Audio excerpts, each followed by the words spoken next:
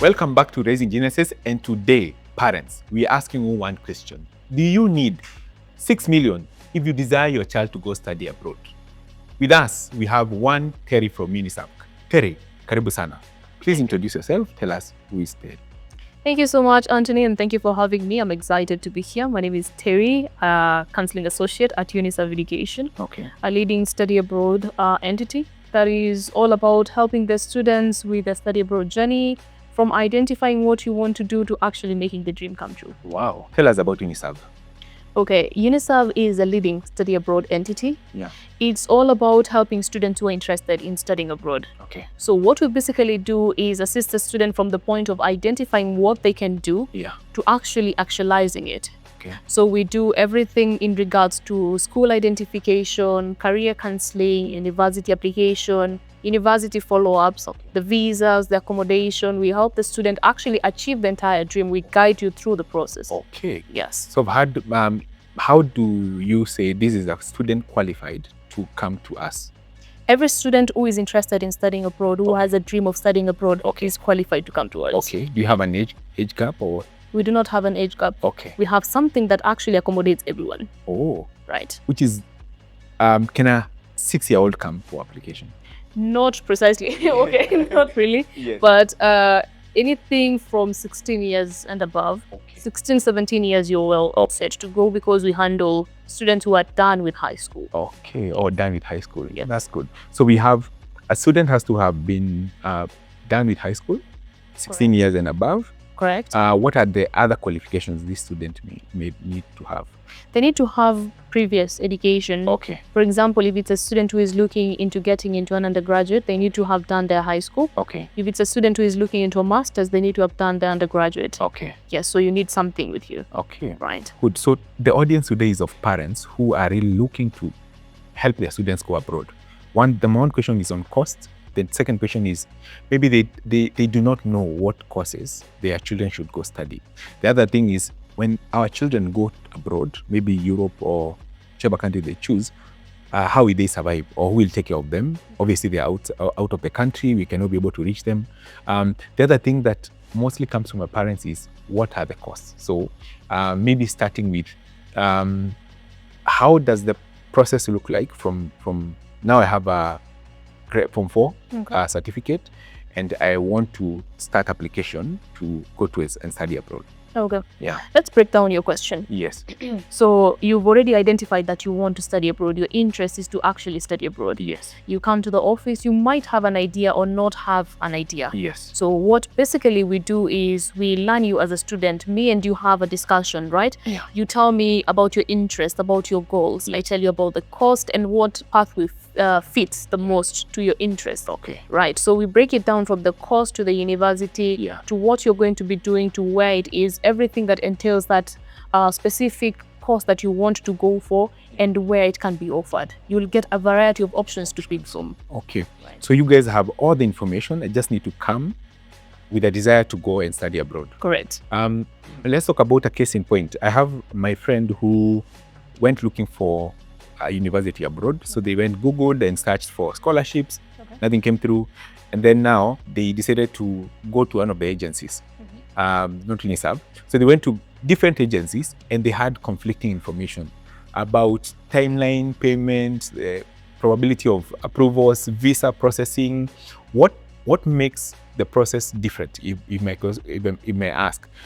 Is it a straight line process, or there's a unique proposition that UNISERV has on this? So you're asking what makes the process different with UNISERV Education? Yes. What makes UNISERV different from other agencies? What makes them stand out in expertise and accuracy? Okay. We have trained personnel, people who have been trained to do this for you, and people who are divided into departments that they're not overloaded with the work, in that they cannot able to cater for you. We are divided into applications, admissions, and the visa department. Okay. So what makes us different is the fact that we have the information. We know about the deadlines. We know about the requirements. I know about the documentations. I know how to prepare them. I know what country best suits what student, which university best suits which student. So we break it down like that. So the accuracy and expertise, I'd say, sets UNISERV. Wow, that's good. Tell us more about what you do. You were something explaining before we started the conversation. Okay, so what I basically do, a normal day in UNISERV education would look like this. So students are allowed to walk into our office at their convenience any day of the week between Monday and Saturday. You come and tell me what you want to do. So you're spoiled for choice. You have options to pick from. You have options in Australia, we have Canada, we have the US, we have Germany, Ireland, UK, Dubai, just to name a few. So you're going to tell me from the list of everything that I am working with, what do you want to go for? So you can pick as many as you want. You can pick everything if you want to. You're going to move from department to department, learning about it. So you're going to get a breakdown of what Germany would look like for the course that you want. You're going to get a breakdown of what the UK would look like and a breakdown of what Australia would look like. Every country has a different policy and different requirements. So I'm going to break that down for you. I'm going to follow it up with a summary of everything that we had. I'm going to give you the different universities that you can make an application to. We're going to put up that application. I'm going to follow up your application to get you an offer letter. I'm also going to see the chances of you securing a scholarship and also argue that out for you as my student. You get the discount or the scholarship from the universities, and then you make your payments, and then we guide you through the entire visa process as well. So we have guidance on the visa. We also guide you on how to go about the accommodation, whether you're staying on campus or outside campus. We try to always help you as much as we can. And after we are done, now you're done with everything from the application process, you've gotten your visa and you're ready to travel. We normally bring our students together. So we hold something that we call a pre-departure event. We had one for Australia sometimes like a week ago. So we hold a pre-departure event. A pre-departure event is where we bring together students who are going to the same destination. The point of doing this is making sure that you at least have someone who is going to the same country as you, if not the same school as you. So we try to avoid situations where we have students going by themselves. So you come and meet others who are going with you, you make friends from here, and you guys travel together. And we also keep tabs with our students when they get to the other side. That's what. Very nice. You've really answered the question of most parents fear. My child is going alone. Now, this one will be alone in the airport and then go there and arrive and start. So the other thing I'm hearing from you is that there's a lot of processes that are involved in decision making. So just to take you back to our local system, local country, in Kenya, you get JAB. They call it JAB. I'm not sure it's JAB nowadays. So you choose from, I want computer science. And then you are able to select this university, this university, this university. And then you send the application. And then you wait for the university it's going to give you an offer. And then based on the offer, you sign and then you start the application process. Is it any way different? It's not very different from that, because the same way you got the different universities that offer the course that you want, what would make it a bit different with us is the fact that you're getting information. Now, for example, when I'm doing it with our curriculums, I picked the universities that I did a research for myself and I feel are good for this and this and that, or probably I love the name of the university. But now when we're working with universities abroad, I tell you about what the universities are good with. So for example, you might be a business student and I have another computer science student. It doesn't necessarily mean that the two of you have to go to the same university. Probably there's something that fits the business students way better than the computer science student. That is what I'm going to give the computer science student. What I'm trying to say is that there is empowerment, there's a conversation, there's me and you walking the journey together. That is what would be a bit different from our curriculum and how we go about it with our curriculum. There's a lot of support, information, and a lot of guidance in the process of selecting. I come to you as a parent. I have a child. I do not have an idea of either budget or costs. What is the ballpark? What is the idea, or how much should I have in mind? Maybe for a degree course and a master's course. Okay, so that would vary depending on the locations or rather the countries that you're going to go for. So it can be very, very affordable. By very affordable, I mean some tuition fee can go as low as $7,000. Others can go really high. Others can go as high as $50,000. So it depends with what you want. One, where you're going to, the course that you want, and the country that you're going to are the major determinant of what the budget would look like. Yes. Good. You've served so many parents. What do you think is, when they come to the decision point, what is the main guidance? Is it price? Is it location? What is the guiding principle, you can see out of 10 parents, most of them, this is what they do. Out of most of the parents that we work with, the guiding factor is normally the benefit to the student right after they're done with their studies or when they get to the other side. You find that most of the time it's not about the cost. It's not about the country. It's about what does that come with. Okay. If I'm investing 5 million for my daughter or son to go and study abroad, what does that come with? Okay. Is it a return of investment? Do I get, will my son get opportunities on the other side? Is computer science a course that you'd advise your son or daughter to do in a country like Germany? Yeah. What are the perks of all of this? I feel like that is the guiding factor for most of the parents. Okay. In as much as, of course, the cost, the availability of the course would also be factors that carry the decision. What about language barrier? Well, all the schools that we partner with are English speaking, number one, and students are taught in English. They are also taught how to speak the other language when they get to the other side. But of course, we normally advise our students to try and learn, at least to say hi and bye in the other language so that you're not stranded on the other side.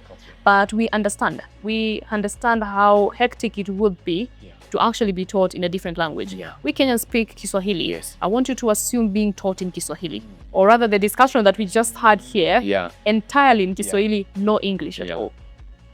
That's a bit heavy on the student, right? So we try to take something that is accommodating to our students as well. So it's going to be in English. Okay. Right. So we are, before they go, they've come, they've selected the course, they've now seen, I want to do computer science. I've seen, based on this country, this is the best country I can choose computer science. And then it's a green light. What is the process timeline? It varies, again, depending on the destination that you're going to, the school that you're going to, and also the speed of the student and the parent. Okay. Because I might make an application to one university, I get an offer letter in 2 days, make an application to another university, get an offer letter in 2 weeks, and another one in 2 months. And also, after I get the offer letter, one student made an application, got an offer letter in 2 days. The other one made an application, got an offer letter in, say, a month, right? But now the one that got an offer letter in 2 days delayed the payment. The one who got it in 1 month was very swift to the payment. So it actually depends on both the students and also the universities. Okay. Right. So so if I want to have a standard, because there are different universities, when is the intake usually? Maybe across the year. And then what is the standard timeline for getting offer letters and visas and just a ballpark? For the entire process or for each process? Yeah, for the entire process. Like you can tell us, usually offer letter takes this amount of time. Okay. Then So tentatively in 6 months, you're supposed to be done with the process. Okay. The offer letters take anything between a week, can go up to a month. Sometimes can go longer than a month, also depending on the university that we're working with. Okay. Our visas normally take as some like the UK take a short duration of time, as short as 2 weeks, 3 weeks. Okay. And sometimes it can go as long as 2 months. Okay. So tentatively our visas, let's say 4 weeks to 8 weeks. Okay. So the entire process in 6 months should be done. That should be 6 months. Right. So if I want to my child to study in September, I should start 6 months prior. We advise you to start as soon as we can. Okay. So right now we have parents who are already at visa stage for an application that is going in September. Oh, so early. Yes. So as soon as you can do it, Yeah. of course, to avoid pressure, better. Yeah. So if you can do it the soonest you can, works better for us and also for you as a parent. So we don't normally have a timeline on when you can start. But if you can start 6 months and prior, then well and good. But also if you didn't have everything planned out and now you've planned out everything and it's just 2 months to the time, or rather 2 months to your intake, now you thought about it, but now the documentations and the cost, the budgeting, everything is ready in July. You're supposed to be in school in September. I don't say that you give up. Please just come. We'll guide you on how to go about it. Some countries like the UK, Germany are very, very accommodating. You don't have always to feel like, I'm now past the deadline. It's now just 2 months. If you have everything sorted out and it's just 2 weeks, it's not 2 weeks, 2 months to the start, you can still come. Schools accommodate students to start online until their visas are issued. Right. Okay, good. Now tell us about the general requirements for Form 4, university graduate, and maybe when they're going to do masters. So Form 4 is going to do a degree or a diploma. And then we have university graduate who is doing a master's. And then we have the master's student doing a PhD. Right. Yeah. Okay. So for undergraduate students, those are high school students looking to do a bachelor's, or diploma students looking to do a bachelor's. Yes. You're going to need your high school certificate. Okay. We work with different curriculums. So the students who are doing the Cambridge curriculum would have to provide their O-levels to their A-levels. Okay. The students who are doing the international baccalaureate curriculum would have to provide the IB1, IB2. Okay. The students who are doing the Kenyan curriculum would have to provide the KCSE certificates. Okay. The students who are doing the BTech would have to provide the BTech certificates. Oh, okay. Those are the academics. Yes. And now we need the passport. Yeah. We normally provide the passport. Majorly for most of the schools, most of the countries, we provide the passport, the biodata page of the passport. You give out your passport. Most of the applications we need you to write a personal statement. Okay. A personal statement is just you telling us about yourself, you familiarizing yourself with the university. So you're just going to explain simple things. Yeah. Why do you want to take the course? Yeah. What have you done in relation to the course? Things about yourself basically and the course that you're going to be taking to make the application. Okay. For students who are going to do a master's program or a PhD program, now we add on whatever the undergraduate provided, we add an updated CV and recommendation letters to show that you are working. Oh. Right? Or rather to cover the gaps that you are not in class. Okay. Right. So I've had some instances where students who want to go abroad and they've not graduated. You know, we finish university in Kenya in January, then we graduate in December. So there's a gap of 1 year as we wait for that graduation. Why do they have a challenge getting the being onboarded in universities? It's not normally a challenge actually, because you complete your studies after your graduation. That is when you get your certification. Okay. Right. So you have to have the full certification. You have to have comes after. So there is no shortcut. You wait for graduation, and then that's when you have the full certification. That's correct. And I start processing visas before, or processes before I get that full paper. I have transcripts. I have these papers. You can start the university, again, depending on the university that you're going for. Like I told you, with UNISERV education, nothing is impossible. Of course, we have a conversation with the university that you're going for. So my student is going to, let me use an example of the international curriculum, the Cambridge curriculum, right? You find that these students have done the exams right now. Their results come out in June, July, and August. Sometime between June and August. But the intake is in September. So some schools accommodate, others are going to guide you on how to go about it. But you find that some are going to allow you to go to school with a condition that you're going to provide the certification after you're done. But of course, you give the predicted grades and the provisional results. What you're lacking in this case is the official result. Just like a KCSE student will need a KCSE certificate, but I have a KCSE results. It's the same grades that I got. I just don't have the final official certification to show it. So you can do it with the KCSE results and now provide the KCSE certificate. But other schools also will need you to provide the final result, every documentation that you need. Now, so we're going to guide you on what accommodates what you have. Right. Okay. Thank you for that. There are some special courses, medicine and such.